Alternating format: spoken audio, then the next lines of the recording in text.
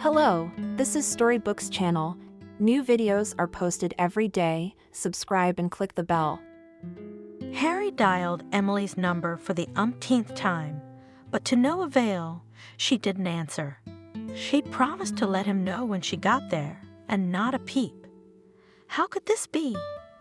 Well, yes, his beloved was never distinguished by neatness and commitment, but in such a situation, he even called the airport. The plane he'd put Emily and her friend on had flown on schedule, landed safely, and after that, both girls had seemed to vanish. Neither one of them answered their cell phones. He didn't want to let his beloved go on this trip. He persuaded her to wait for his vacation and then fly together.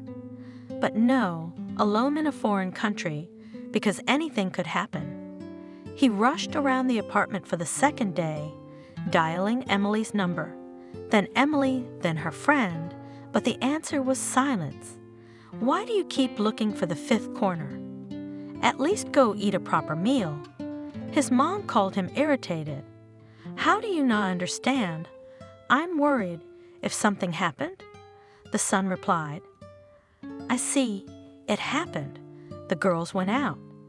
What's so surprising? It was their first time out. What have they seen here but their shop? Not to mention their town. Well, they've gone out, and they're right to enjoy themselves. Why do you say that, Mother? Harry was snapping at me. Why should a man be suspected of every mortal sin? Who's talking about sins? I'm talking about going out in the ordinary sense.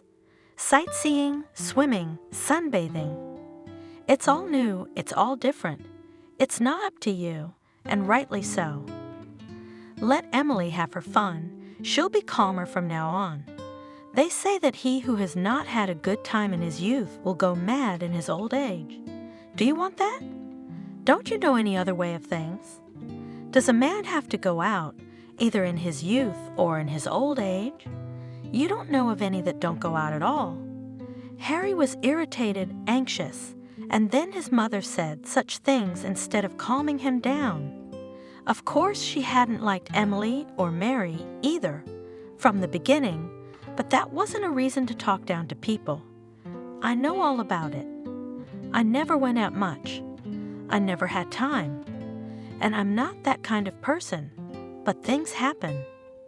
Ethan in the front yard, he married his Kathy right out of high school. Everything seemed fine. In 20 years already had a second child, but in 40 she got a rash under her tail and went on a bender so that she forgot her husband and children. It's good that at 40, the children are already adults, but it can be worse. We have such a Clara at work. She told about her sister-in-law. You could listen to stories about Mom's friends and their relatives all day and night, but Harry was sick enough. What did he care about someone's sister-in-law? When his favorite girl disappeared somewhere and where? In Turkey. They remembered the horror stories they'd heard somewhere about girls who'd been kidnapped and sold into slavery. It was Mary who confused her, dragged her off to some unknown place. In some ways, his mother was right. It was necessary to send this friend away at once, literally forbid to communicate with her. He thought, knowing perfectly well that it was useless to forbid Emily anything. They had met almost a year ago in the store where Emily worked, not in a store, but in a big supermarket. Harry had gone in there to get groceries and saw the girl arranging something else on the shelves. The way she did it, her actions reminded him of some kind of music, as if she were playing a harp, as if she were performing some kind of dance. Every movement was full of such grace, he could hardly take his eyes off the chiseled figure, which was not hidden by the ridiculous uniform. A glance at the face, and he realized he was lost.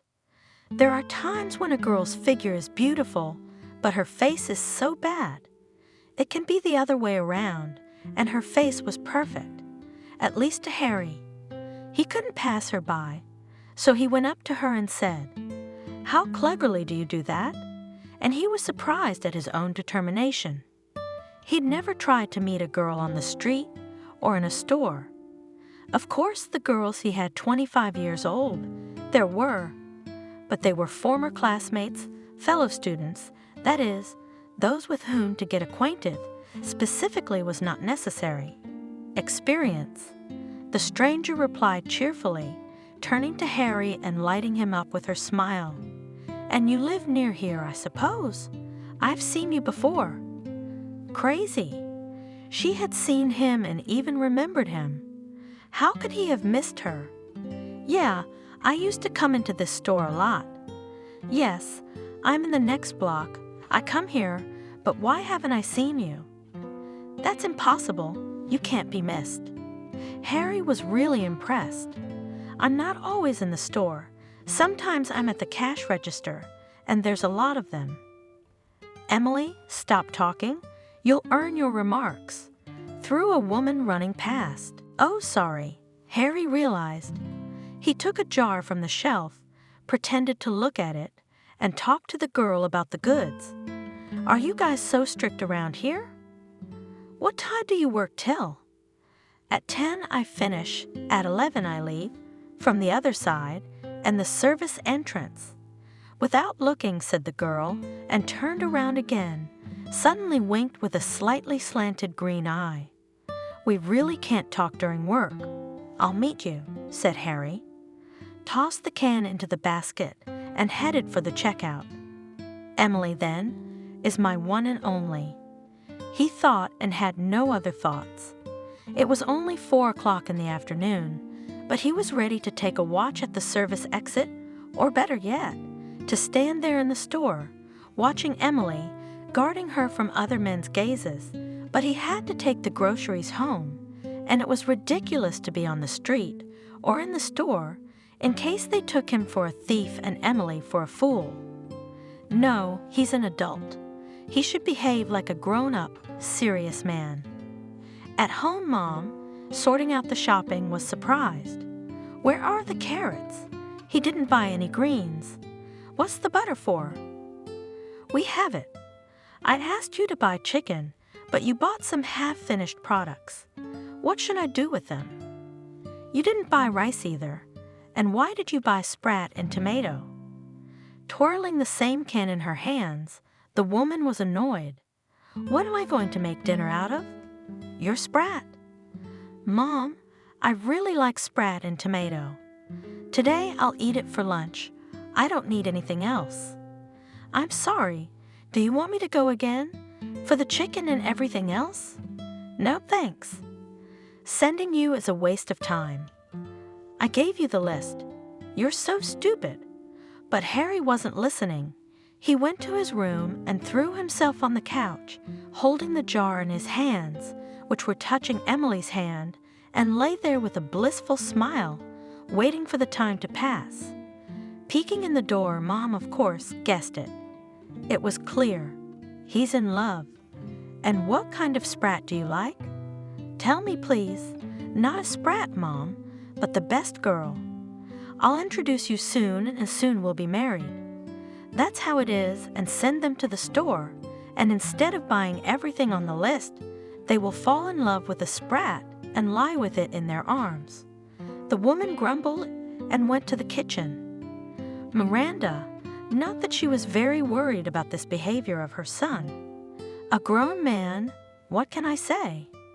It was high time he fell in love and got married. But what kind of sweetheart did he find at the store? That store-bought dating never does any good. A friend of mine went to the store, and a man saw her, and they got married. How many years has he been tormented with her? And by the way, she's got a bride for her son, Abigail. A wonderful girl, beautiful and smart, a co-worker's daughter. Miranda's known her since she was a kid, just like the rest of the family, lovely family. But no, he went to this store, and who knows how this acquaintance will turn out. And it turned out that Harry met Emily after work. Alas, she did not come out alone, but with her friend, Mary, who was probably a pretty girl too, but who disliked him because she prevented him and Emily from really getting to know each other.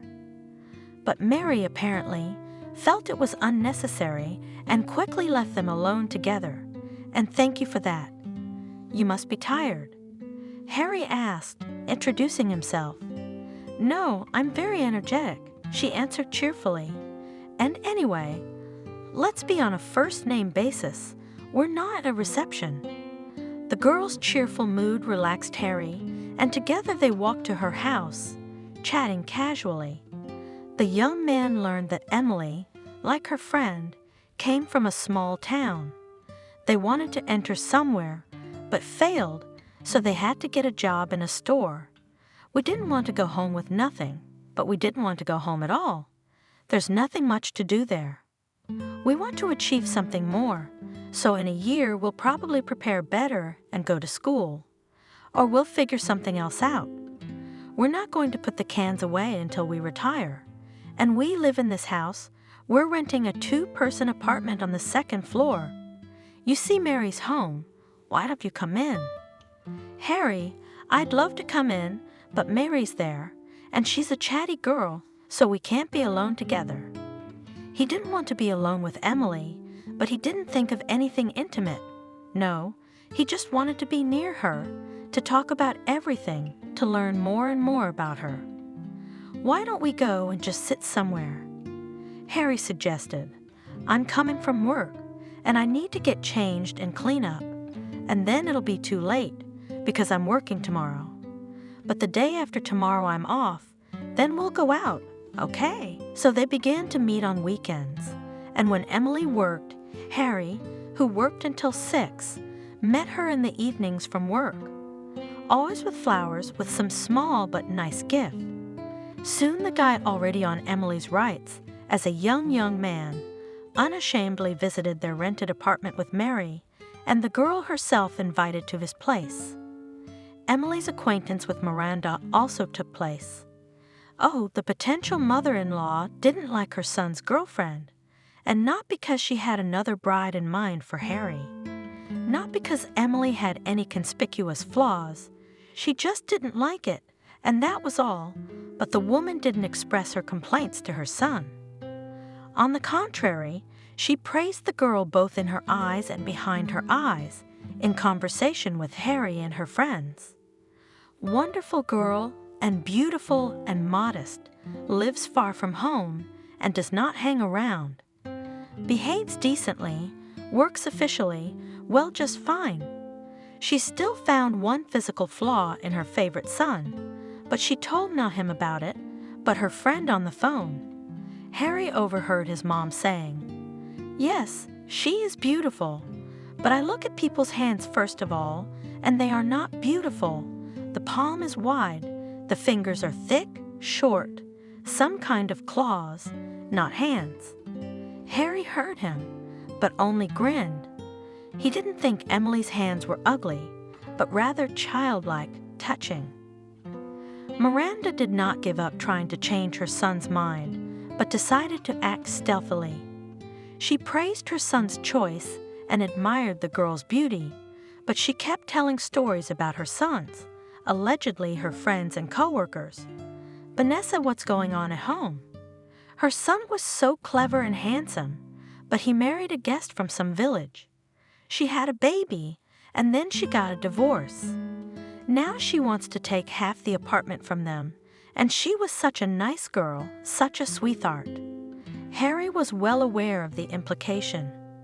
"Mother, Emily, and I haven't married yet.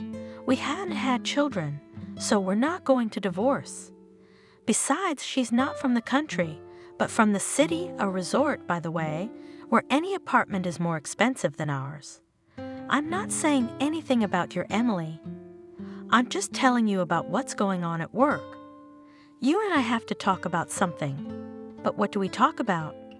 Not soccer, especially since you're not interested in it, but you could be interested in your beloved's relatives. That's very important too. How is it important? How could I possibly be interested in her relatives?" Harry was both amused and annoyed by such talk, but Emma wasn't interested either.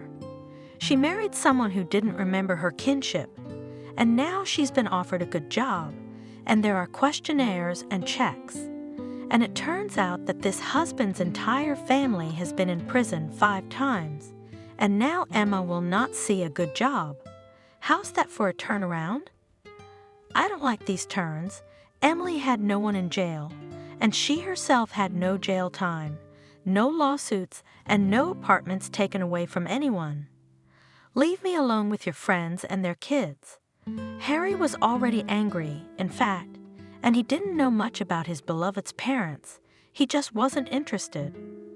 From her fragmentary phrases, he realized that her relations with her parents were rather complicated, and that upset the girl, and if that was so, then why bother with questions? As if they had nothing else to talk about still, as it was. Every meeting with Emily was a real holiday.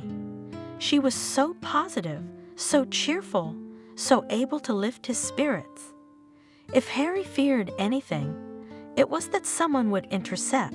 He had such happiness. Still, she works among people, every day in front of many men, but Emily did not give any reason for jealousy. On the contrary, it seemed that she was afraid of losing her boyfriend. This really raised the self-esteem of the young man, who had never considered himself such a dream for any girl.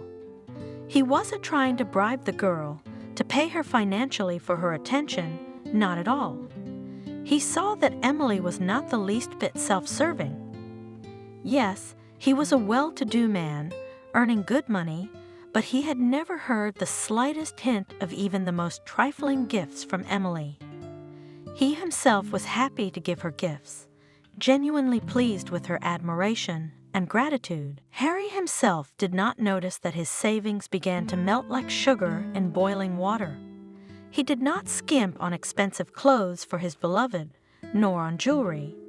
When by Christmas the guy wanted to please Emily with a new branded handbag, and of course, not an empty one, he, after counting the money, realized that there was simply not enough money for a model worthy of his beloved. He had to turn to Miranda. "Mammy, can you lend me some money for a while?" "What's wrong?" The mother was even frightened when she heard the amount of money she was talking about. "You used to have money, didn't you?" "Where did it go?" "I had some and it surfaced, but I'll have more soon. Don't worry, I'll close a lucrative project soon." "Then what?" "Your Emily will be back, sucking you dry like a vacuum cleaner." "Mom, don't. Emily has never asked me for a dime. If you're sorry, don't give it to me. I'll find someone else to borrow it from, but it's not worth it to slander someone for nothing." "I'll give you the money."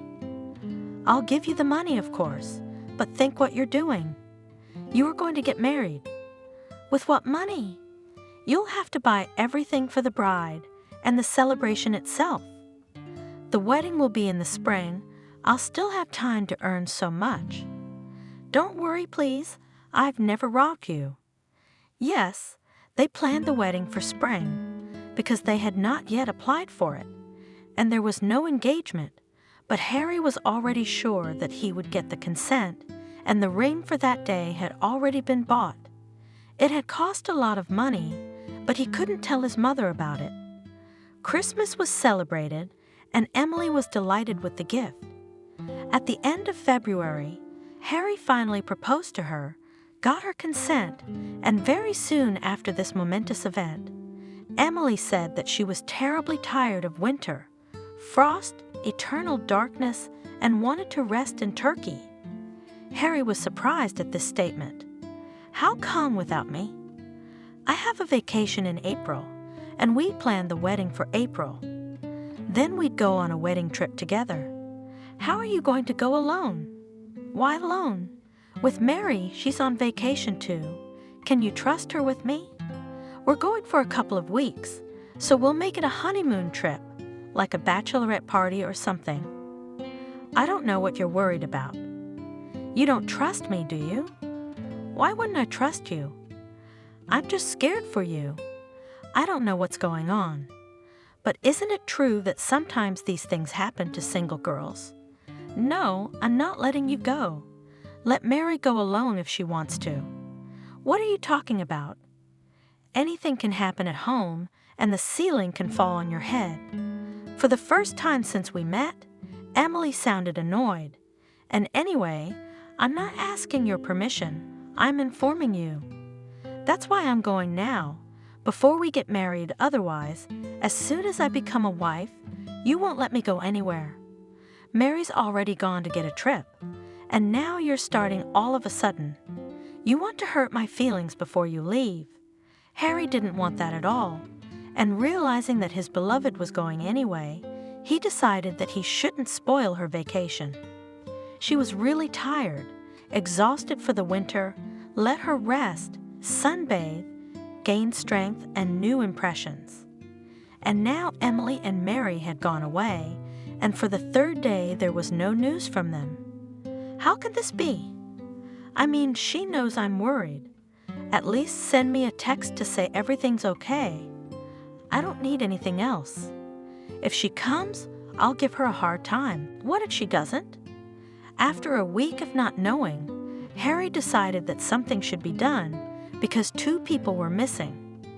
But first he decided to go to Emily's work. Maybe some bad news had gotten there that hadn't reached him for some reason. There, in the personnel department, he was given some strange information. On vacation? No, they both quit their jobs, got full pay, said they weren't coming back. I'm surprised you don't know. You're Emily's fiancé, aren't you? I must have misunderstood something, Harry muttered, and went to the house where the girls rented an apartment. The door was open, and some people were dragging tools and materials into the apartment. They were the owners, who said that Mary and Emily had paid them off and had moved out. And who are you to them? The landlady, an elderly woman, asked. No one, an acquaintance, Harry replied. He realized that he really became, or maybe he was his Emily, a nobody. His mother, seeing her son's suffering, at first seemed to sympathize, comforted him, said that if something had happened, he would have been informed long ago, and then began to laugh. Well, has your sprat gone to the warm seas? Oh, son, I told you that these store acquaintances do not lead to anything good. I've been sitting on your neck for almost a year, pulling from you. All right, she didn't. You gave her gifts, and you gave her not a trifle. You dressed her, put her shoes on, hung her with gold. Who would refuse? You never gave your mother a silver ring in your whole life? Come on, I'm not scolding. You'd better keep quiet. My son was losing it. Don't rub it in. Something must have happened. I think she found a richer patron, that's all. Maybe she went to her village, or where she's from. Maybe she lives in the next street. When you meet her with another man on her arm, then you can ask her what's going on. And I don't put salt on it, I put green oil on it. It'll sting at first, but it'll heal your soul wound quicker. Harry understood that his mother was right in some respects. He really knew nothing about his beloved and the one he wanted to tie his life with. Where was she from? Where were her relatives? Although if he had known, what would have changed? Well, he would have come, saw that she was not there, so what? Even if I had met her, I would have heard an indifferent answer. Would that make it any easier? What can you do? You have to move on. Miranda didn't hide her joy at the disappearance of her unwanted daughter-in-law. Cheer up, son. It's certainly a godsend. It would be much worse if you got married, had children, and she disappeared. And so, well, a year wasted and all right, forget it and wait for your happiness. It will not pass by. It was a little inspiring. Except that at the word happiness, Emily's sweet face came to mind, her cheerful laughter. Would he never see her again, his dear bride? Who could replace this girl? Who could not be better? And then my mother had a birthday, not an anniversary, because she immediately said that she would not organize a big party. Only her sister and her husband, her late father, her brother and his wife, and a couple of friends. And you and me, just 8 people, nothing special. We'll sit for a while and that's all, just to meet. We haven't seen each other for a long time. Instead of a couple of friends, only one came, but with her daughter, Abigail. Harry was already a little familiar with this girl. That is, his mom persistently wanted him to meet, and preferably marry, her daughter's girlfriend. He liked her a little, but not enough to marry her, and compared to Emily, Abigail was a loser, though she wasn't a bad-looking girl. She was very pretty, but her pretty head with its doll's face, its baby face, was crowned by a too fat body. Yes, she was such a nice fat girl, simple-minded, trusting, very homely. It is said of such people from childhood that they will be good masters, but did Harry need that? He needed Emily, fun, quick, unpredictable, and loving. And this Abigail, what?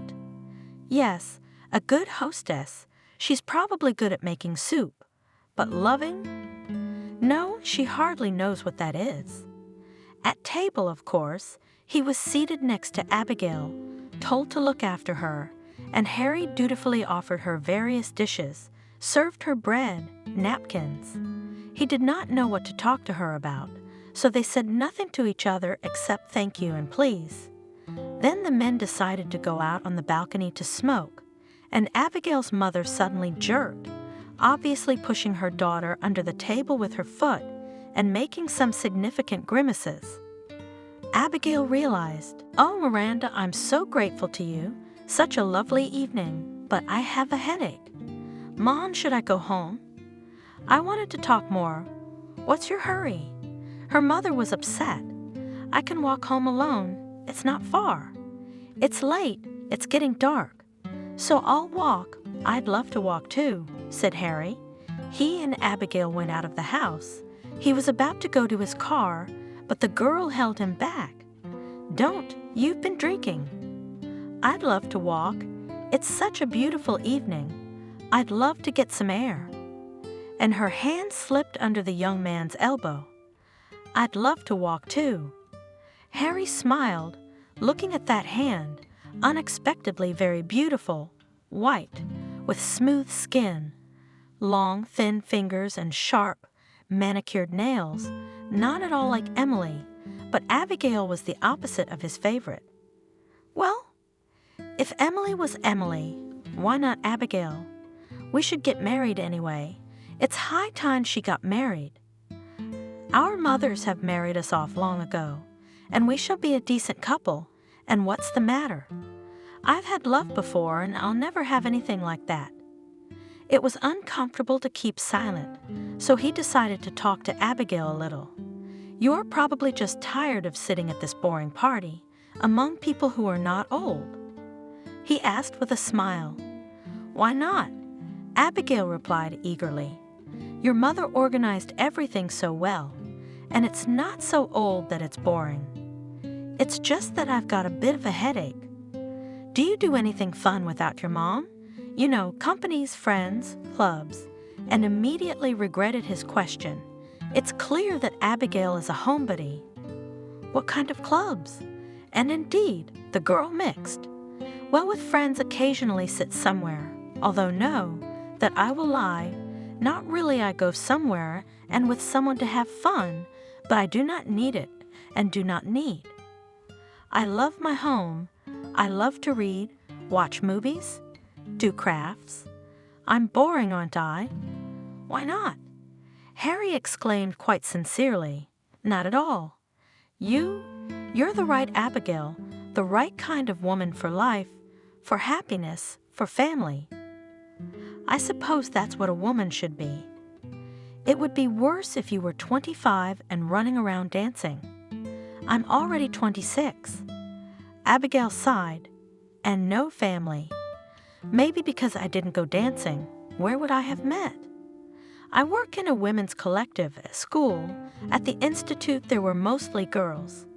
They are all married already, have children, so with me they have no time to meet and no need. But sometimes I'm jealous. The girl spoke without a tear, without any bitterness, just telling me. Harry thought that she was not capable of strong emotions, and perhaps that was her good fortune.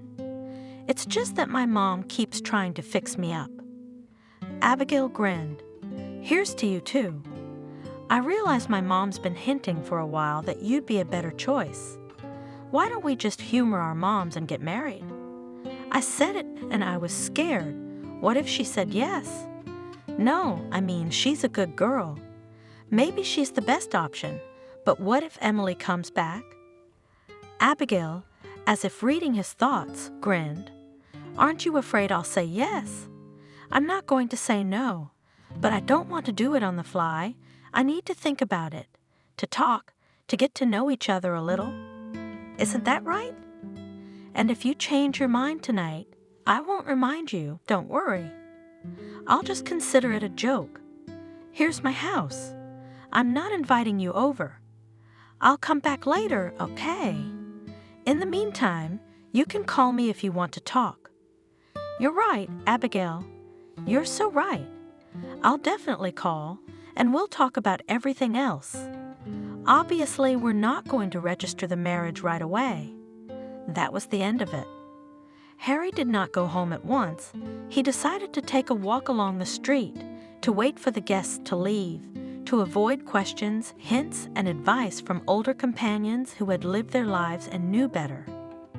It was better to walk alone, to think without interference. About whom? About Emily, of course. He forgot about Abigail as soon as he said goodbye to her. He thought about his missing lover all the time and was horrified that Emily herself would never know, nor would she want to know how he'd lived all those months. And he'd lived like that, thinking about her all the time. Not about why or where she'd disappeared to, but just so he wouldn't see her, no matter who he talked to. His first thought was always to tell Emily. And now, too, as if he saw her in front of him and asked her mentally, "You'll come back and I'll be married. What then?" And she seemed to answer, laughing, "What's what? You'll be divorced, that's what."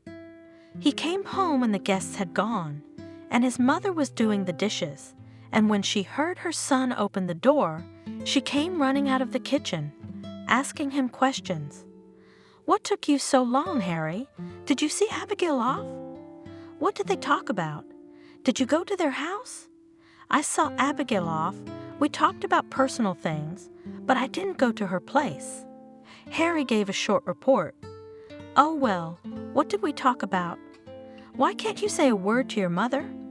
Miranda was upset. I'm curious.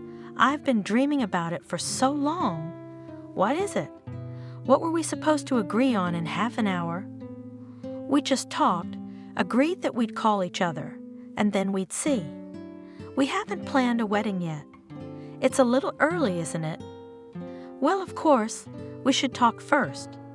Although he's not young anymore, it's about time. Don't take too long. To be honest, I dream about it day and night, about your wedding. You will live with us. We have a bigger apartment." Miranda began to outline her plans. "Mom, no one's thinking about getting married yet." "What are you talking about? I don't understand." Harry really didn't understand why his mother was so eager to marry him. It was quite simple. "Or are you waiting for that sprat of yours?" "Well, I'm afraid the devils will bring it, and they will. Who needs it in the Emirates, or wherever it is? They're gonna get mad, and they're gonna kick your Emily out. And tell me, son dear, will you really accept her after all this? Don't you have any self-respect? I won't let her on my doorstep, and I'll bequeath this apartment to my nephews." "No, Mom, that's impossible. Why are you running ahead of the locomotive? No one gets married, no one comes back, no one dies. And you." And so they went to their rooms, dissatisfied with each other. But from that day on, Harry and Abigail began to see each other quite often. At first, it was the young man who took the initiative. He realized that it would be difficult for Abigail to be the first to call, to invite to meetings, and without it all communication could stall. But for some reason he didn't want that, because it was interesting to communicate with Abigail, and in general, it was calm and reliable with her. They spent the summer beautifully, going to the country on weekends, swimming and sunbathing, picking berries, talking about everything in the world. Abigail didn't have to think about where to find money for another gift or some expensive entertainment. She didn't like restaurants or clubs. Everything was simple, homely, and Harry felt that was exactly what he was missing. Then Miranda announced that it was Abigail's mom's birthday and they should definitely go. Harry didn't think of refusing, especially since he had his own views on the day. He figured that if it wasn't Emily, who cared who was around? Abigail was not the worst option. He'd bought a ring beforehand, certainly not as fancy and expensive as the one he'd gotten for Emily, but not because he didn't think Abigail was worthy. He just realized that money should be saved, and in the middle of the celebration, he asked for the floor, got down on his knee, and asked Abigail to become his wife. To the applause and joyful tears of both moms, the consent was received. The wedding was performed, and they began to live together in Harry and Miranda's apartment. The mother gave the young couple 2 rooms, and she herself took the smallest. There was no adjustment of character between the young people. From the first day, they began to live peacefully and quietly, as if they had been married long ago and knew everything about each other. "I can't get enough of you." I was Miranda. "All my acquaintances complain about their children and daughters-in-law.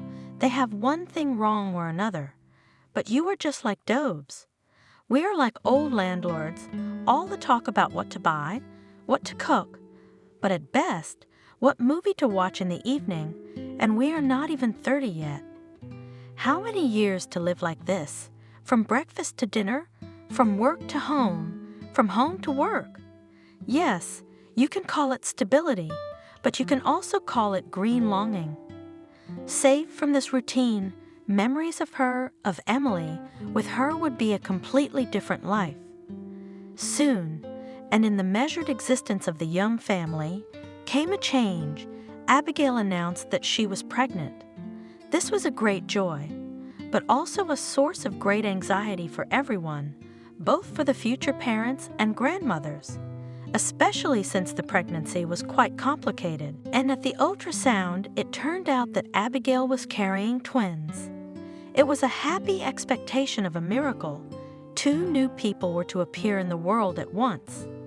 Harry felt truly happy for the first time in a long time, an established adult man. He loved his Abigail, who had given him such happiness, and was prepared to give him 2 children. And then the children were born, a boy and a girl. While Abigail and the children were in the maternity hospital, the relatives were choosing names. For some reason, everyone was expecting 2 boys, but now they had to think of a name for a girl. They thought it would be Ethan and John. "Why don't we make her Kathy?" "Oh no, my grandmother was Kathy. Very hard luck. How about Lucy?" Miranda suggested. "No, I don't like it. It's a heavy name. Lucy has a difficult personality." "How about Lisa?" "Well, you're the dad. Why don't you say something?" suggested. We went to Harry. He almost said the only woman's name dear to him, Emily, but he bit his tongue in time. As a result, the children were named Jordan and Olivia. Beautiful names, wonderful children. The choice of names, the purchase of the children's dowry, the equipment of the nursery, in all this Harry took a very active part. I feel like the father of the family. And then, finally, Abigail and the children were discharged, and his role was suddenly the last. Life revolved around the twins, who needed a lot of attention. No one had time for the father of the family. No, Harry, an adult and sensible man, was far from resenting his wife, and even less jealous of her children. It was just that life had changed unrecognizably. Now he cooked his own breakfast in the morning. His wife slept, exhausted after a sleepless night with the children. Gone were the morning conversations, which, as it turned out, set the tone for the coming day. Gone were the family lunches, the mainstay of their life together, the dinners that relieved the day's tension. What was? There was this. Your shirt. Look in the closet. No? Well, wear the same one you wore yesterday. It's clean. You eat in the kitchen. There's something in the pot. Heat it yourself. I have to feed the kids. You're finally here. Why are you so late from work? I have to go to the clinic with the kids. Don't take your shoes off. Let's go together. And so on. Somehow I coughed. My wife and mother got worried. How did they freak out? Not at all like before. Here's a thermometer.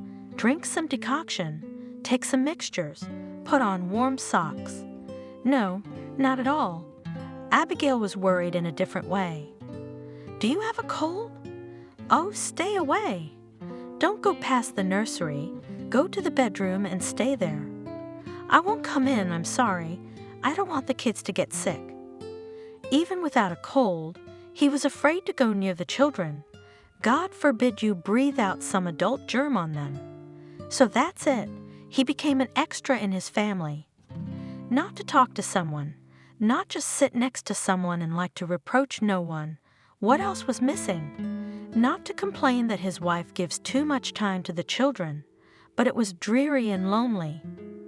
The vacation was approaching, and Harry realized that it did not please him at all. Not having to go to work would be a joy, would it? At work, at least among people you can talk and joke. But at home, what? No one, in fact, does not refuse to communicate. They ask questions, are interested, but so out of politeness. They don't listen to the answers until the end, or run away to the children. The main thing was to see her, to hug her at least once more, and having given his friend his consent, he began to pack. The first thing to do was to report back home. Harry didn't worry much about how Abigail would react to his message. He suspected she wouldn't. Maybe she would be relieved. He decided not to delay the conversation, especially since he was leaving soon. In the evening, when the children were asleep in their room and Abigail was ironing the children's clothes in the kitchen, he asked her bluntly, "Abigail, do you think I should go on vacation for a couple of weeks? Would you be okay with that?" Abigail, not raising her eyes from the delicate rags she was stacking, said a little surprised, "What's there to be offended about? You're on vacation, and you and I can't go yet." "Go, of course. Where are you going? To Turkey?" A coworker offered a trip for half price.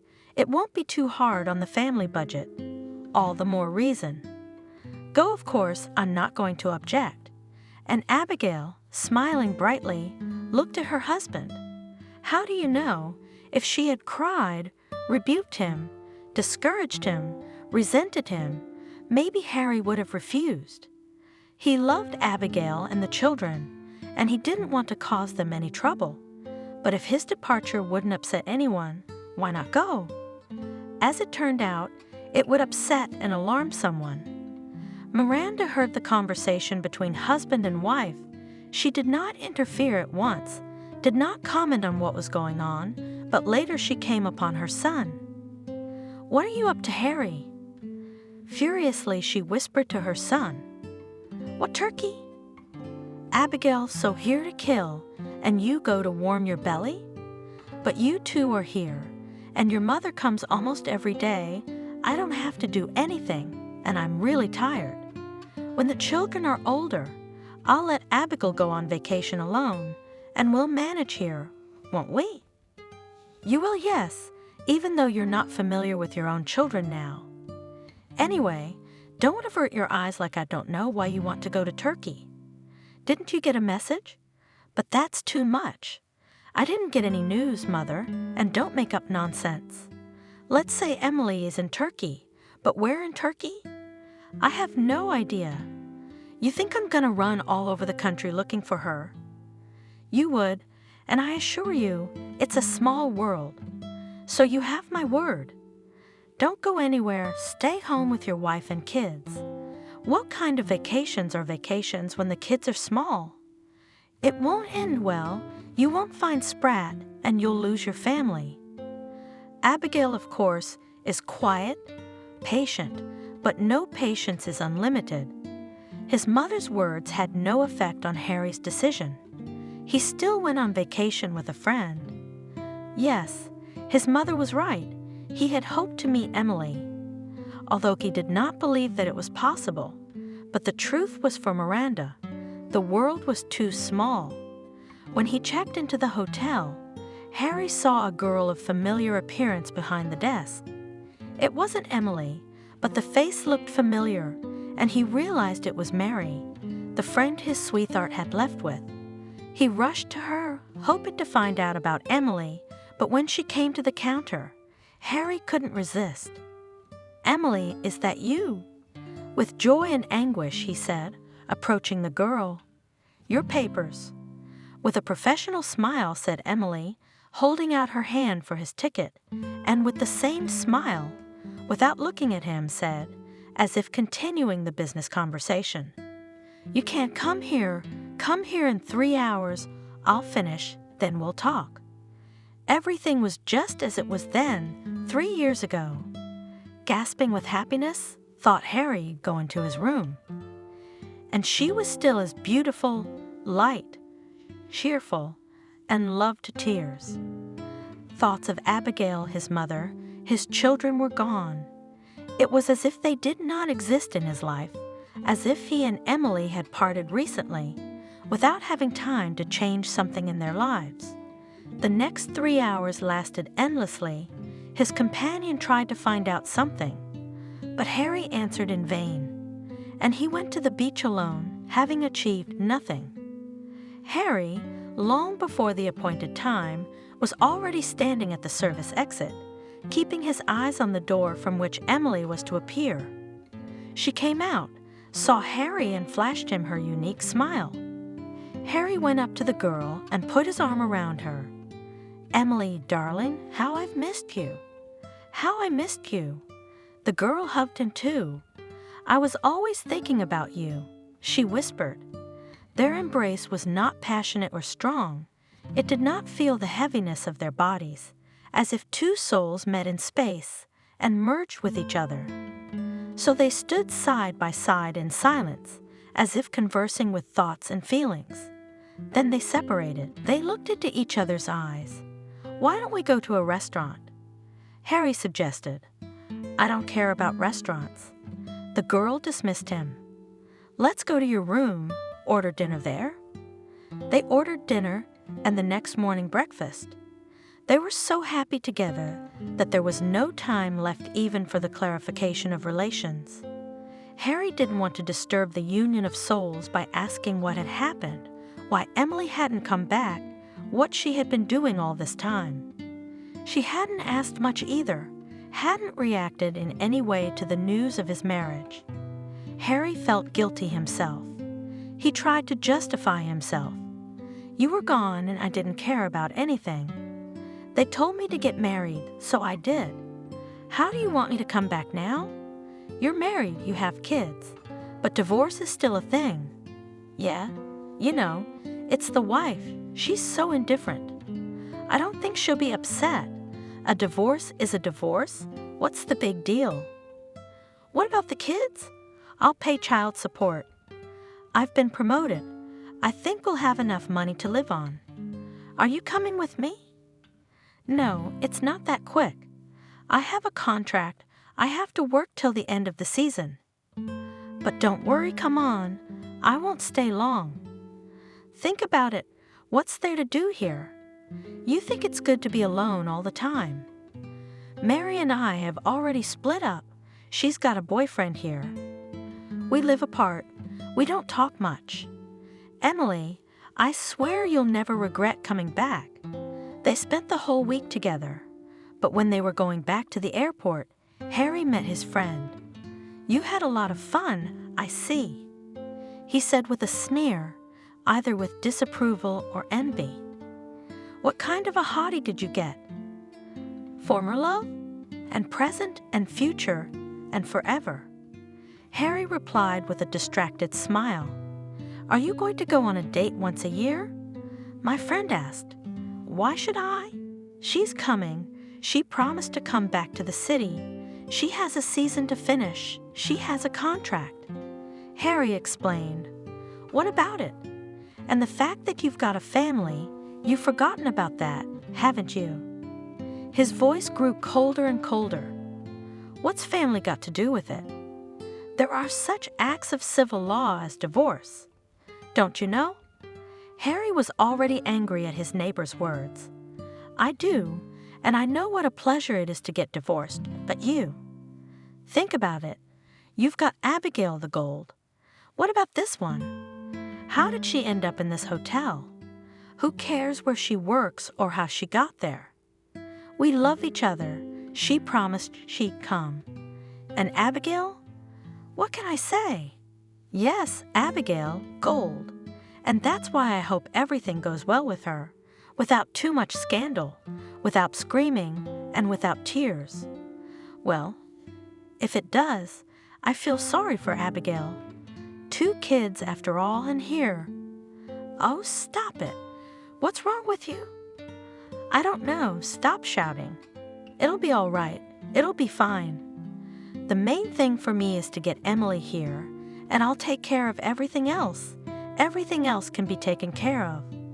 Whatever you say, I don't think anyone's going to talk you out of it. It's up to you. Just you watch when you come to Abigail. Don't tell me that you've met love, about the divorce, all that stuff. Something tells me that such people don't always keep their word. Shook his head, Buddy. Bite your tongue, I beg you. He will keep his word, you'll see. But no matter how strong Harry's confidence in Emily's obligatory arrival was, his friend's words had a grip on his soul. He wondered what would happen if Emily really didn't come. They had called. The girl had said that yes, she was already going.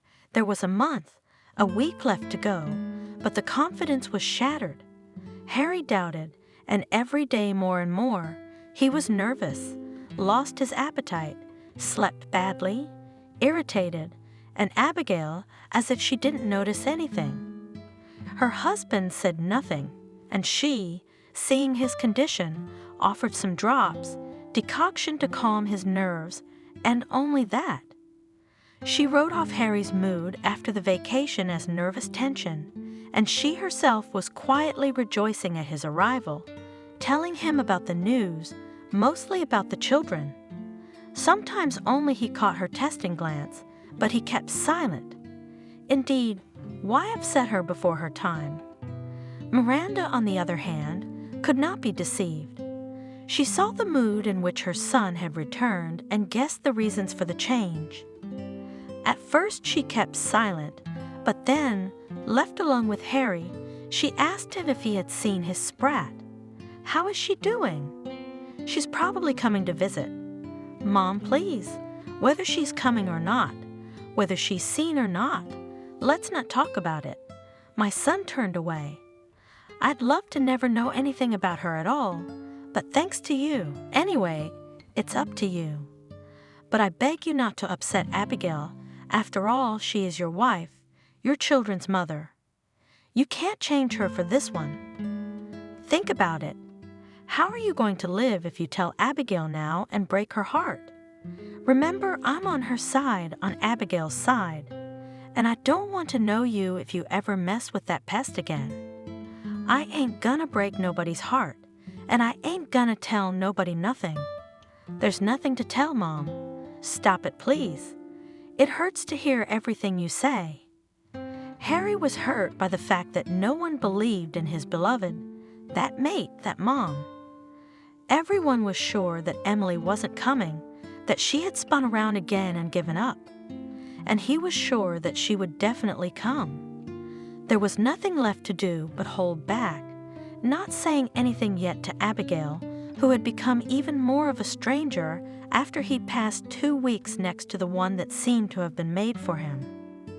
2 days before the season ended, Emily's phone went silent. She didn't answer calls. She didn't answer texts, and then her phone was disconnected.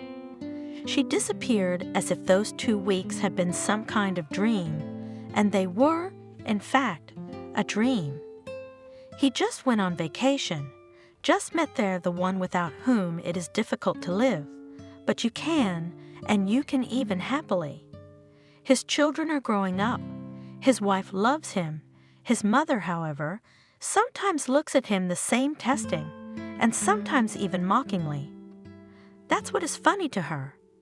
The fact that the son did not work out with the woman he loved, that's how she knows that it did not work out, because Emily may well show up. Harry argued mentally with those around him. The season had passed, the next season had begun and ended, and there had been no word from his beloved. Life was gradually returning to its normal course, and even the memory of Emily seemed to be fading, though it had not completely disappeared. Could he forget the one on whom so much of his life depended? The one who had shone a bright star on a gray, humdrum life. How much I have learned since I met Emily, learned what love is, and what betrayal is, what pain is. And also during this time, had time to get married, to become a father, to learn what is not love. Learn to live without love, only with responsibilities. How hard can it be? But nothing is harder than being separated from Emily. Will she never, ever be in my life again? I can't bear it, I promise you. The unhappy man in love suffered. He knew perfectly well that he would survive.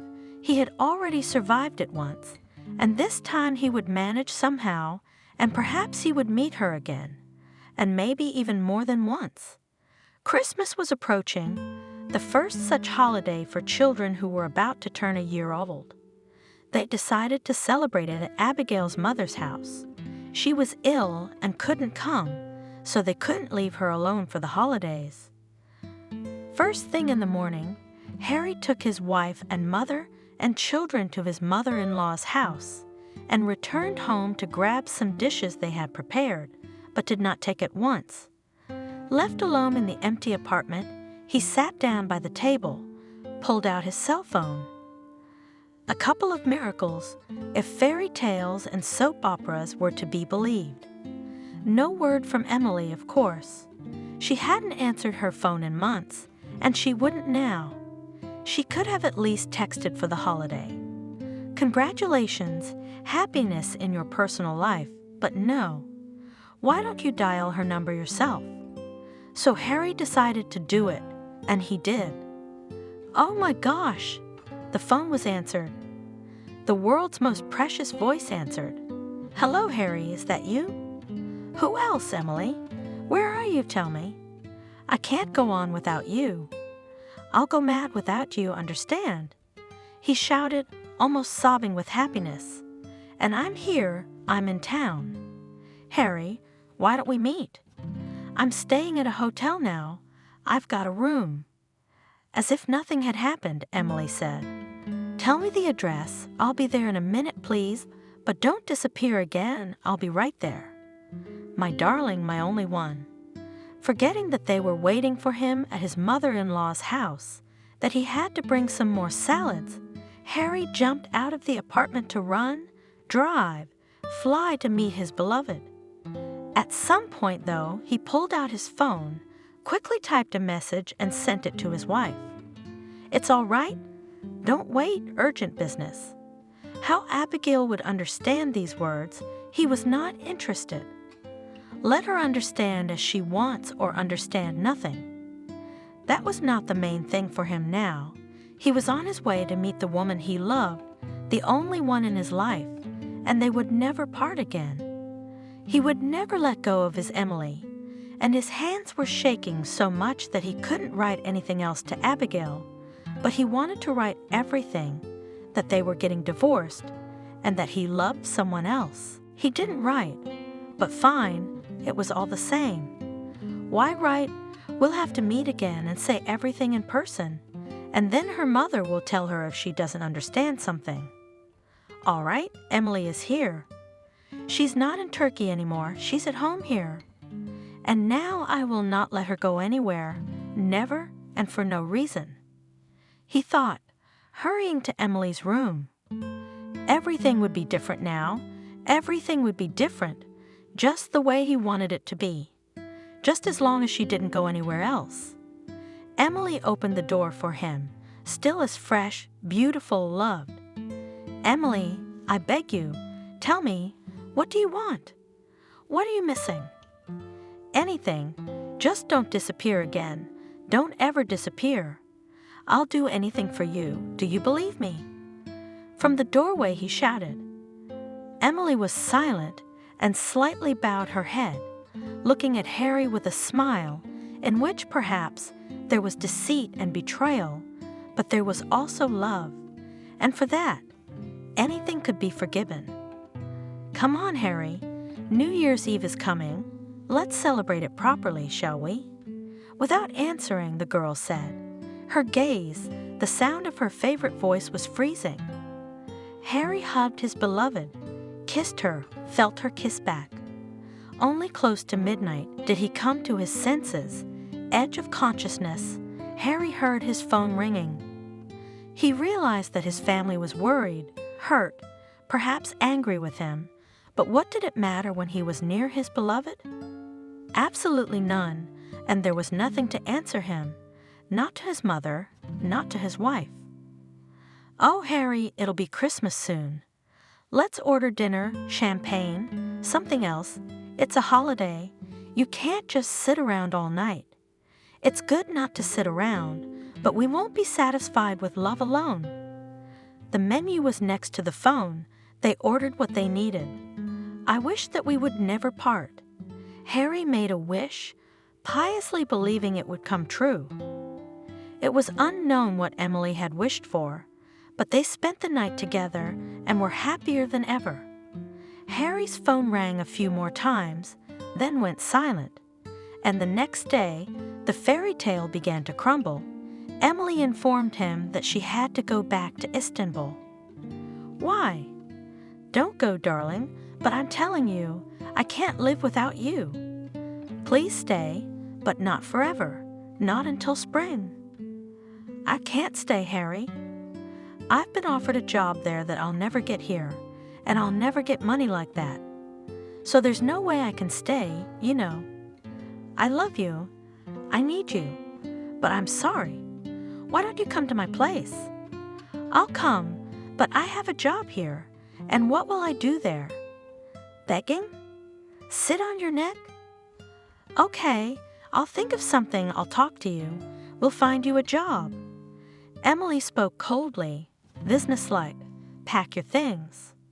Look, my whole life is out there right now, and my life is you. I can't stay without you, Emily. I can't live without you. Please stay.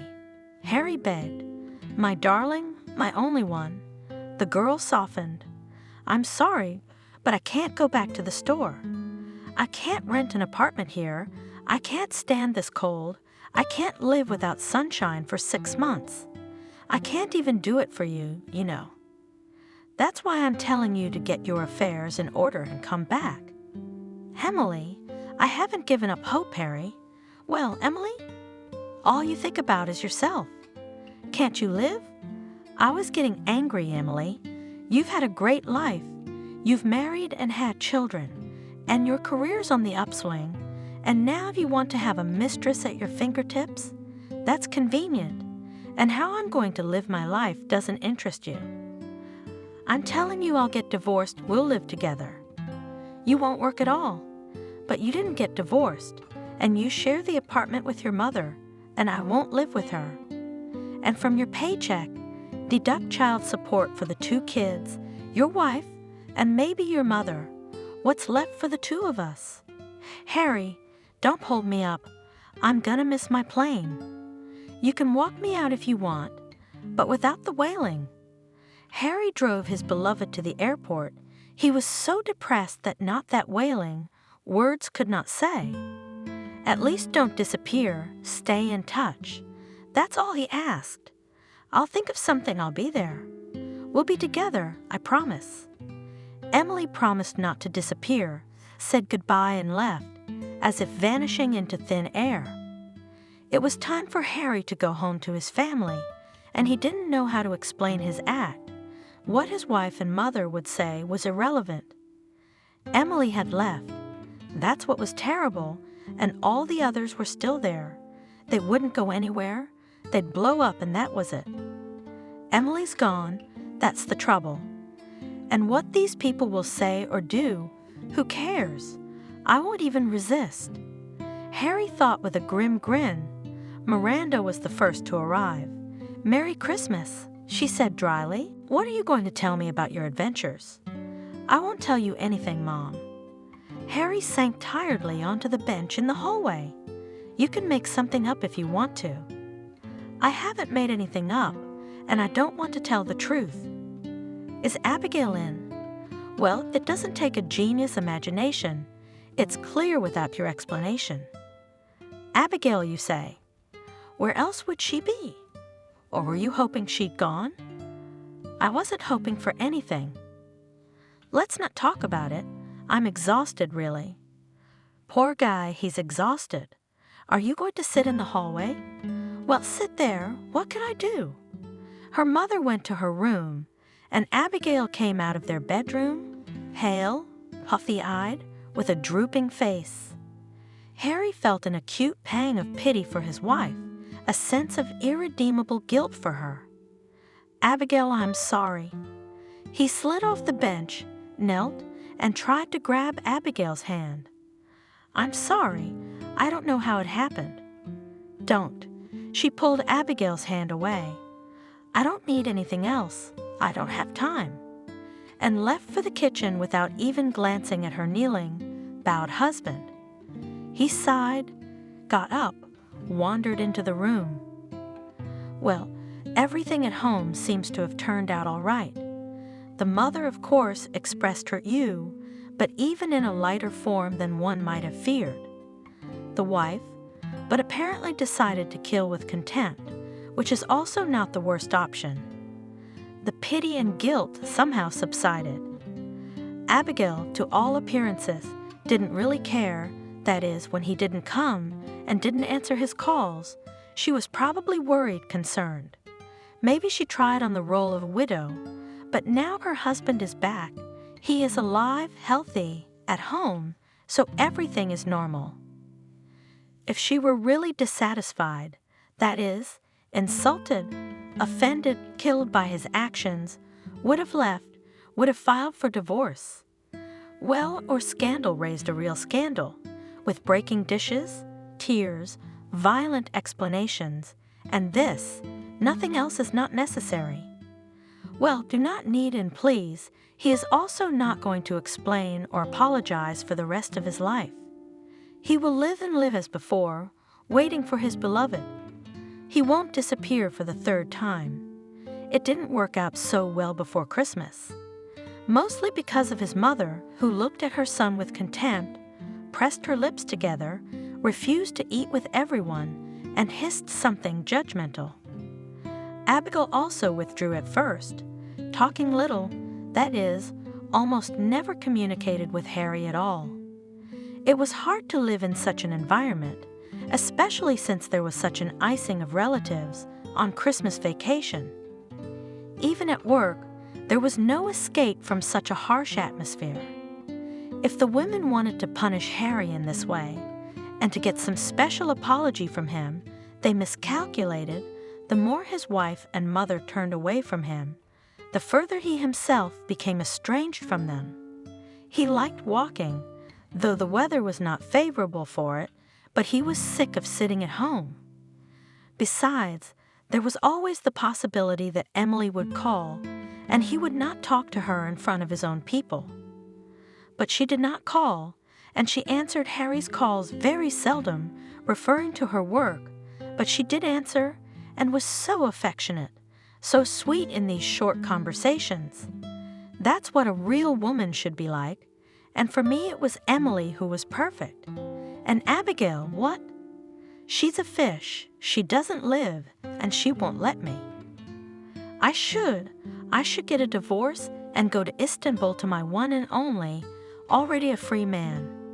He thought so, but he did not do anything yet, and did not even talk to his wife about divorce. It's not that he was afraid, it's just that he had 2 one-year-old children. Do they divorce people like that? In any case, there will be talk, and here all is conspired to praise Abigail. That is, she and before everyone loved her, talking about what she is nice good, but somehow it was not conspicuous. But now you stick your nose out the door, and some neighbor girl will jump in like a tick. How's Abigail? She's so wonderful. When I see her, I'm in such a good mood. Well, God bless her. Say hello. I went to work, same song. How's your wife? You're lucky. You found the perfect wife. It's like someone's got everyone talking about Abigail. Well, you should have had her. Harry thought with annoyance. Who'd want her with 2 kids? She wasn't much use to anyone without them. Not only did the constant talk about Abigail spoil his mood, but also the fact that Emily wasn't calling him, and she was answering his calls less and less often. The conversations were getting shorter, and in the background I kept hearing music, cheerful voices. Was our reunion being delayed for a reason? If they intercept my Emily, what then? I had to make a decision. I was also constrained by the fact that there was not much money, at least for the first time they were necessary, and then we'll see.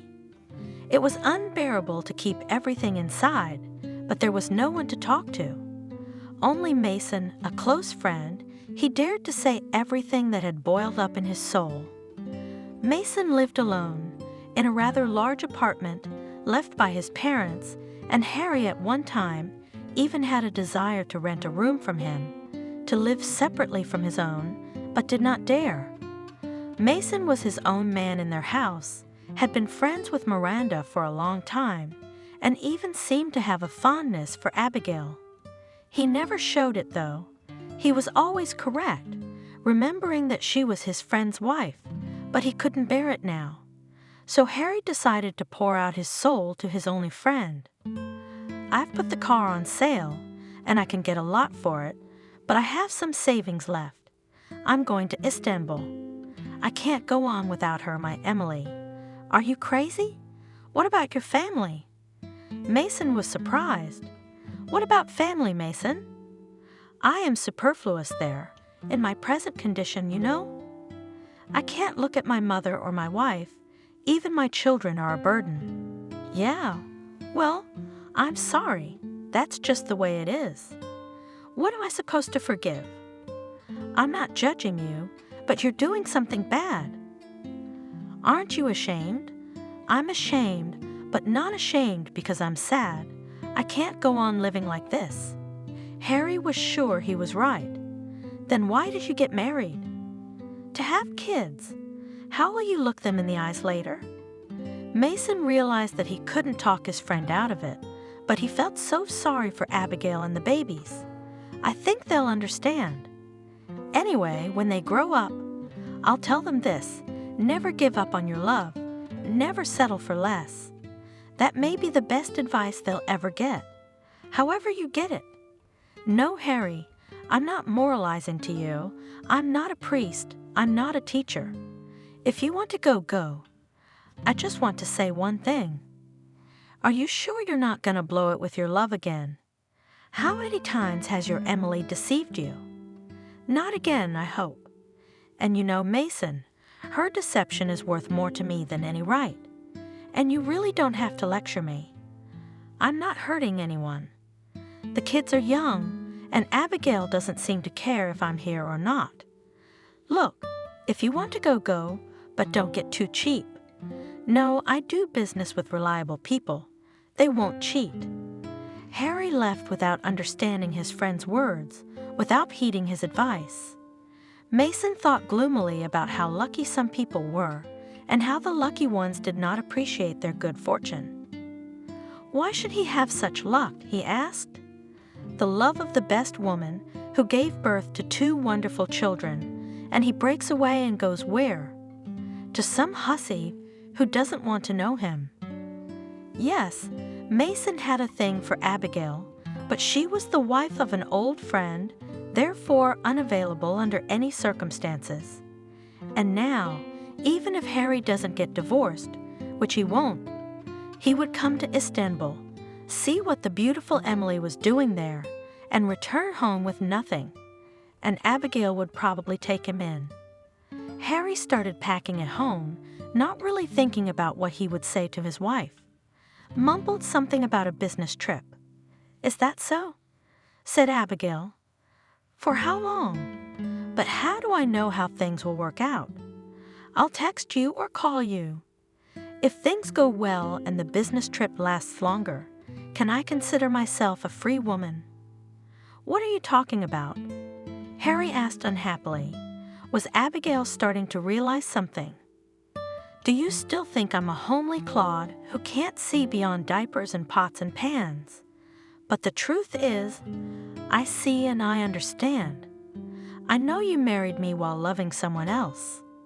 I thought a life together would make a difference, but you're leaving, you're disappearing. How long do I have to put up with this?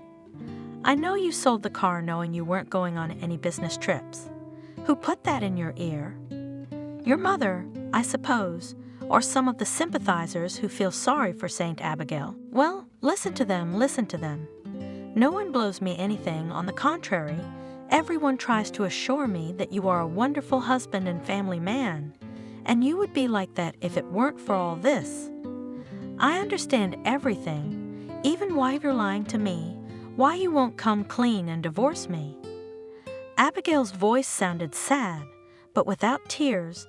She was not going to cry or make a scandal. "And why is that?" Harry asked. "It's very simple. You don't know how your favorite woman will take you. Maybe it will not work out with her, and then you can safely return home, where you will always be waiting for a plate of food and your own woman in bed. Don't be silly. I'm traveling for work, no women.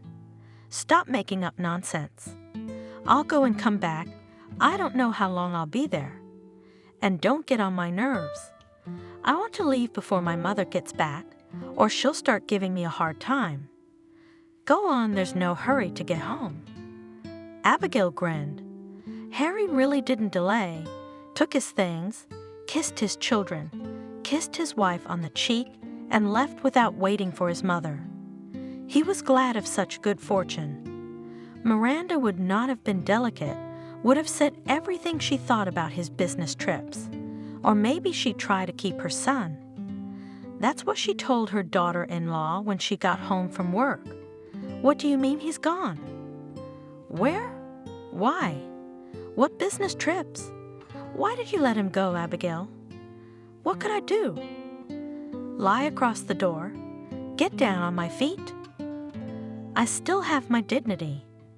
I put up with it because I loved him and hoped he'd love me back, but I guess he didn't. I'll file for divorce, and in the meantime, I'll probably move in with my kids. What are you doing? Why would you do that?" Now Miranda was ready to lay across the door, terrified. "What will I do without you, without grandchildren? What are you doing?" "My son's away. I don't know if he'll be back. Are you going to leave too?" "No, Abigail, don't leave me." The women hugged each other and decided not to part. Abigail was left to live with her mother-in-law. They had been on the best of terms from the first, and Harry's behavior did not affect it at all. Of course, it wasn't easy for them. Both of them were tied up with taking care of children who had already started walking and were very restless. Neither Miranda nor Abigail had a car, and neither had a license, so they sometimes resorted to the help of Mason, who, after the departure of a friend and the news that Abigail filed for divorce, began to visit them, to provide the necessary assistance, to play with the children, whom he sincerely loved. He was in no hurry to explain himself to Abigail, for he feared that she was still suffering because of Harry's deed, from whom he had heard very little and no news of any substance. Harry arrived in Istanbul and went straight to the hotel where Emily, according to her, worked at the information desk. On the day he checked in, there was a different, unfamiliar girl at the desk who didn't answer any questions about Emily, but that didn't bother the young man very much because his beloved might have had a day off. However, she didn't show up the next day and the third. The hotel was luxurious, and it cost a lot to stay in it, and although Harry had money, it might run out, and he could not wait for new arrivals. After waiting for Emily to appear and despairing of seeing her, Harry decided to spend the evening in the bar, just to sit and drink, to get rid of his longing for Emily for a while. It was there, in this hot spot, that he saw his one and only half undress it. She was wriggling around a gleaming pole, stripping. She was as good as ever, but that wasn't what struck Harry. It was the sight of a dozen drunken men devouring her with their eyes, whistling, applauding, encouraging the girl to get rid of the rest of her toiletries. When Emily finished her dance, Harry moved toward her, but the road was blocked by 2 large security guards. It would be unwise to confront them. Harry decided to wait until the end of his beloved's work evening. He habitually took up his post at the service exit, hoping to intercept Emily. Staying in the hall, where she walked almost naked between the tables, exposed to everyone's lustful gaze, was unbearable. It was a long wait, but when Emily finally came out, Harry rushed to her. "My dear, are you here? I've come to see you." Emily, not expecting such a meeting, did not express much joy. "Yes, I'm here. Where did you come from?" "Why?" Unexpectedly, the girl was confused. "I told you I'd come. I can't do it without you. We'll always be together, won't we? I've left everyone, my mother, my wife, my children. I don't need anyone but you. And you, why are you in this bar?" He asked me in a confused way. "I dance here. I'm a stripper. Does that embarrass you?" Emily regained her fun, playful mood. "A stripper is not a prostitute. If that makes you uncomfortable, I'm not sleeping with anyone. We're not even allowed to have personal contact with visitors. And where are you staying?" "This hotel. Will you invite me to your place? I'm tired and hungry, to be honest. Dancing is a lot of work, but you can give it up if we're together, can't you?" "I'd do anything for you, anything to make you happy." "Well, we'll see if I should quit my job." Emily cheered as she made her way to Harry's room. "You've made some money, haven't you?" "Yeah, well, you've never been poor or greedy. I'm glad you came, honestly. I missed you. Always thinking about that crazy Christmas night. Whoa, whoa, whoa. Hugs, kisses later, place your order. Let's pick something not too heavy together. I have to watch my figure." Yes, Emily's figure was in perfect shape. She became even more slender, flexible, and her acrobatic caresses drove Harry crazy. He realized he could hardly go home to his wife and children. Finally, about his beloved, with the God-given woman herself, and let her be a stripper if she liked it. Let all the men look at her, drool and die of envy for the one she is alone with every day. And he, well, yes, he'll be jealous, but Emily is no Abigail. There'll never be peace with her. And someday they will come home, live as a family, and no one will stop them from being happy.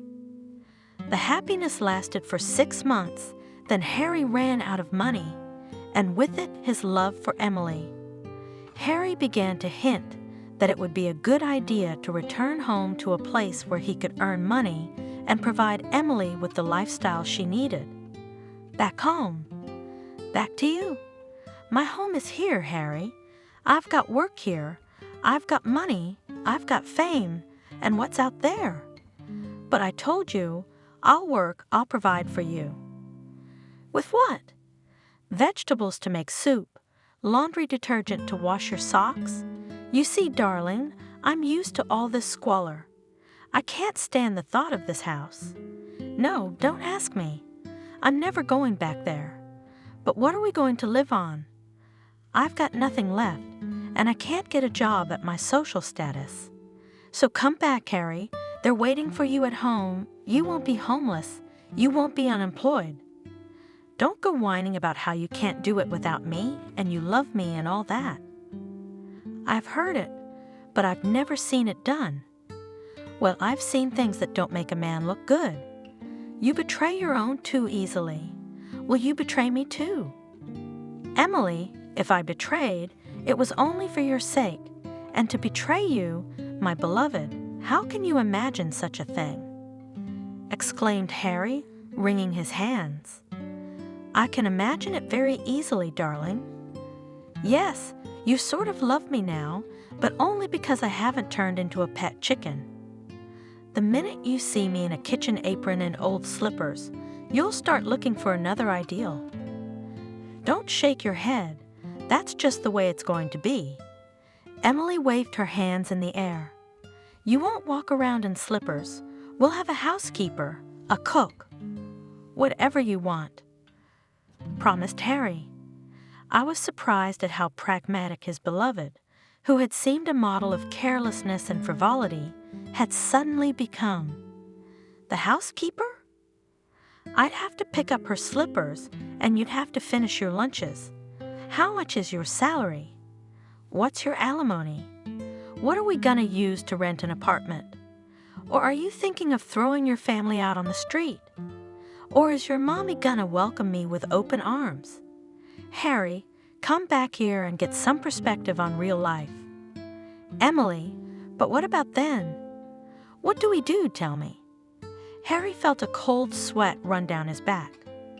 What kind of us? What kind of us? Wake up, there is no us. There's you with your problems and me with mine. I'm staying here because I don't see any other option. I suggest you go home and live a normal life.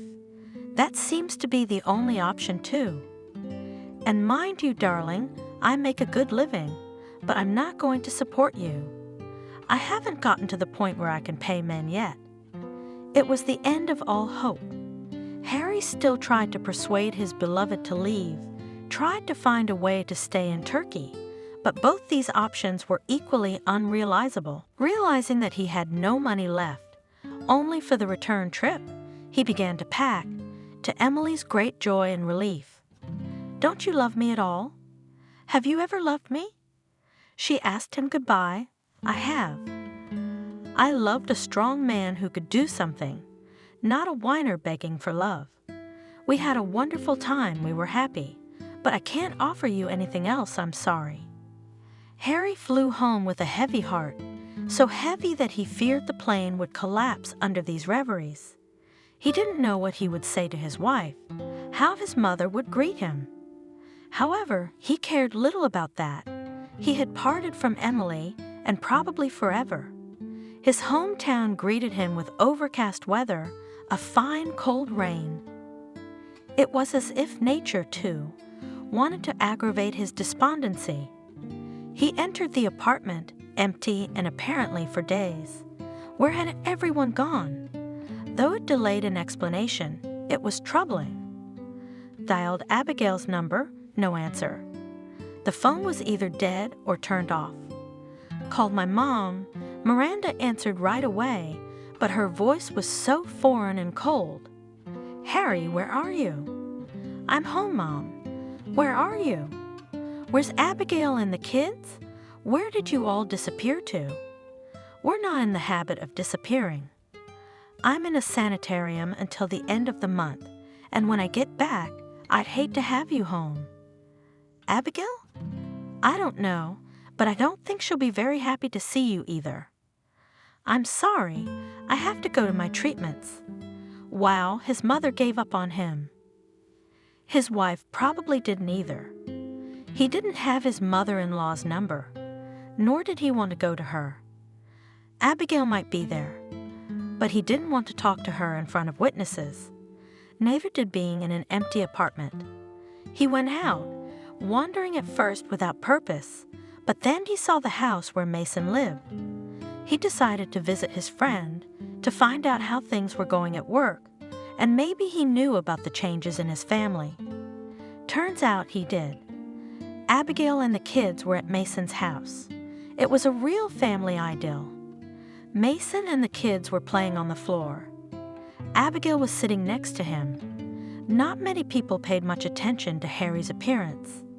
"Abigail, I'm back. Why are you here?" he asked his wife. "Because I'm with Mason now." Calm as ever, Abigail replied, "I filed for divorce." You betrayed me?" Harry couldn't believe what was happening. "Consider it so, if it makes you feel better.